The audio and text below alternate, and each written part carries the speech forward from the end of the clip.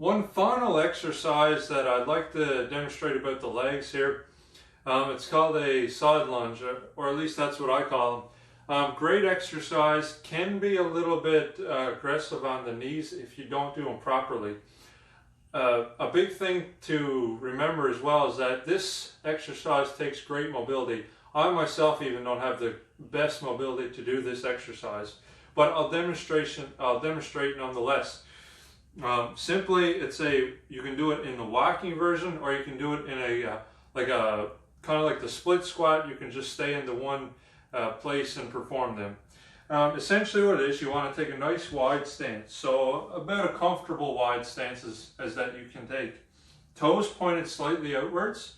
Mine are about pointed about 45 degrees away from, so say if I was facing straight ahead, they're about 45 degrees out.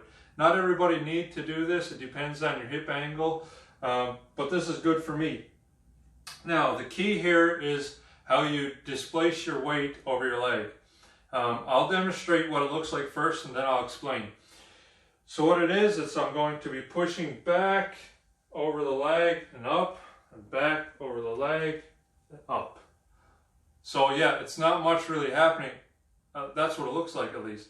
So you're going to find that the muscles here on the inside of the thigh, these are your adductor muscles. They bring, or they want to bring, your legs into the midline of your body.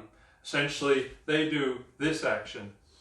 So you're in this position, you're going to feel those stretch because this is this kind of movement where you're opening the hips up. It's bringing the legs out, which is stretching your adductor muscles.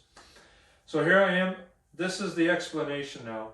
The key is keep the knee in line with the foot at all times.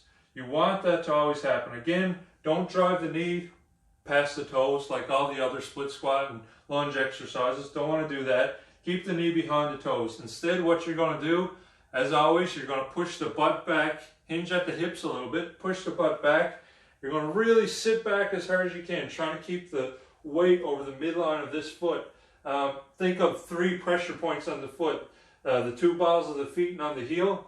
You're going to really try to focus that pressure. You're going to feel it all through here, all the tension, and in the quads and in the hips as well, because you're also stretching the glutes. And you're going to come up like this.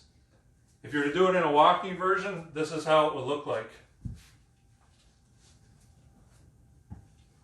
Again, nice tall posture, keeping the head up, looking forward. So back.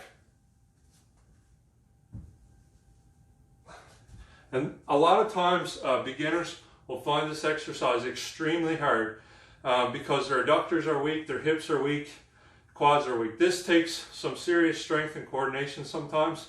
So again, if you're starting this exercise for the first time, start slow. You don't need to go all the way, just go halfway. Then up, right? So give it a try, take your time, don't get injured, do it right first.